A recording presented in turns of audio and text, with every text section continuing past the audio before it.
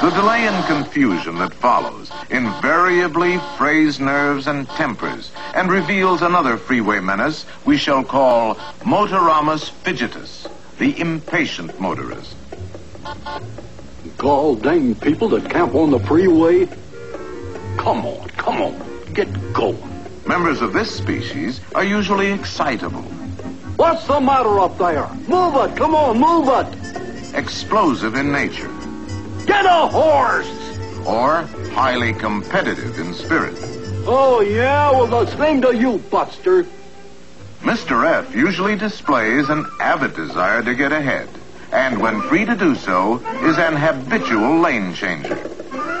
Of course, a lane change is sometimes necessary, and when it is, a signal should always be given first. Next, a quick look to cover the blind spot. Then speed up and move in well ahead of the car in the next lane. Freeway pros will cooperate by dropping back a bit, for they know that courtesy is a practical rule here. But Fidgetus, in his impatience, will cut sharply in front of other drivers, forcing them to use their brakes. The same chain reaction often results.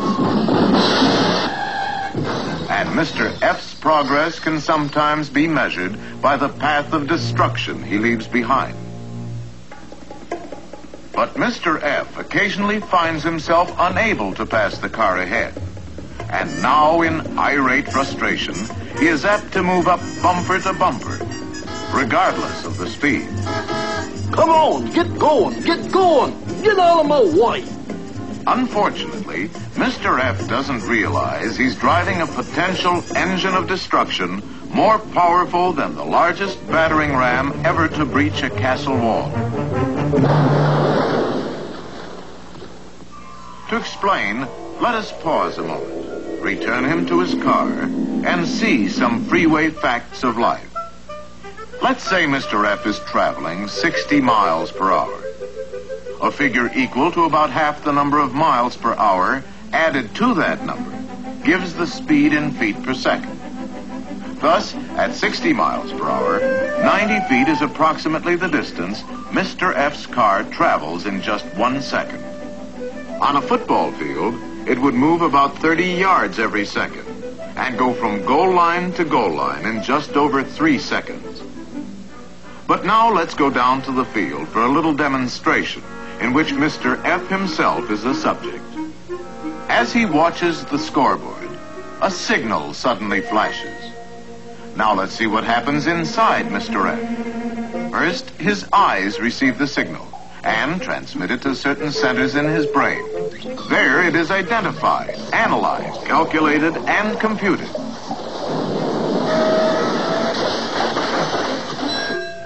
And an action decision may be handed down. Stop! Hit the brake! The message goes out to the legs and feet, and finally the brakes are applied. If we run through it again with a stopwatch, we find all this takes about 1 second. Stop! Hit the brake!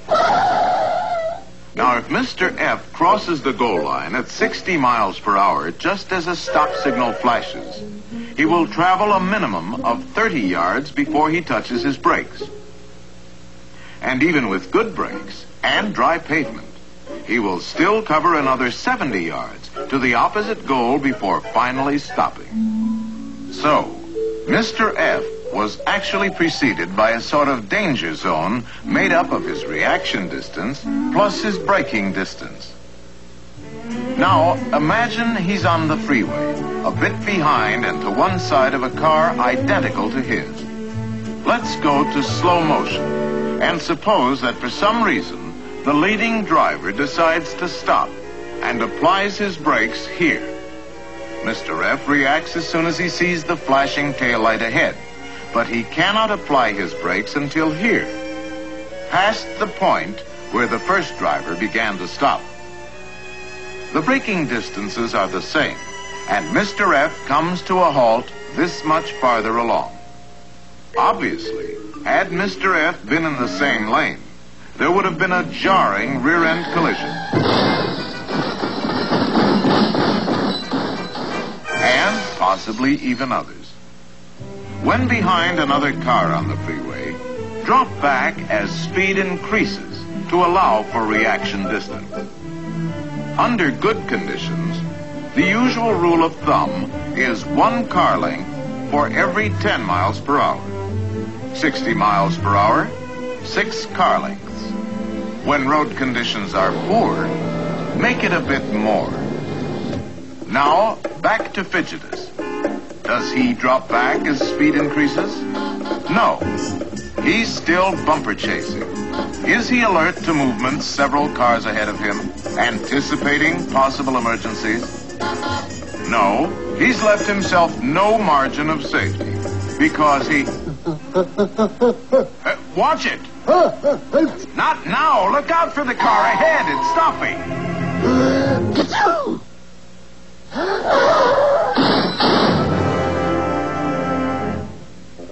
Even if the impact speed is down to 30 miles per hour, the result for Mr. F could be like driving off the roof of a 3-story building.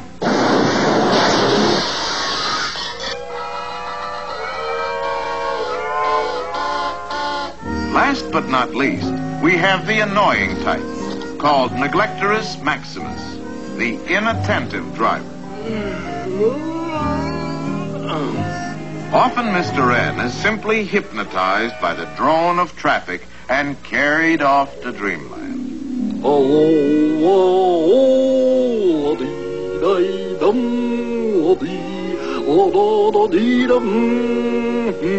Then again, he may suddenly decide that the freeway is an ideal place to study his math.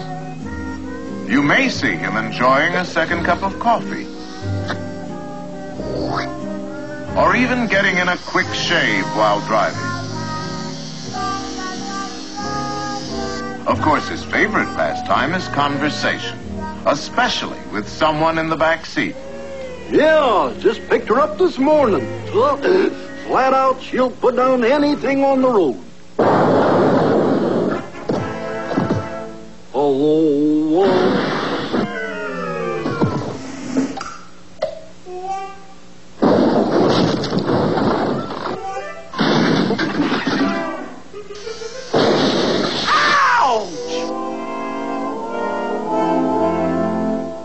Neglectorus can be a problem to others, even when not directly involved, because he's usually a rubbernecker.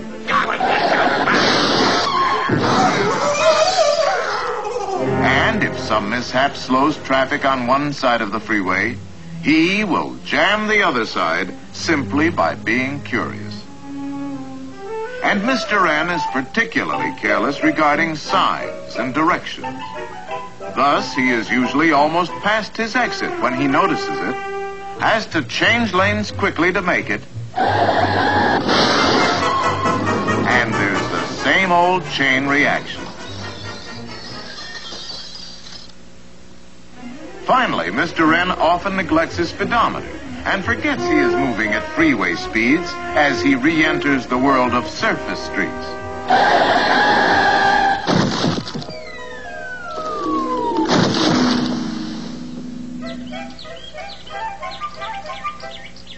Oh, hush up!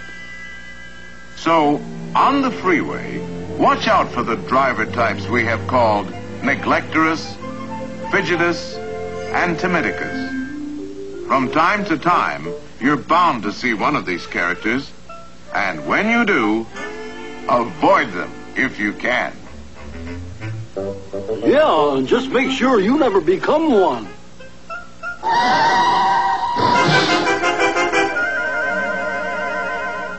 You see what I mean?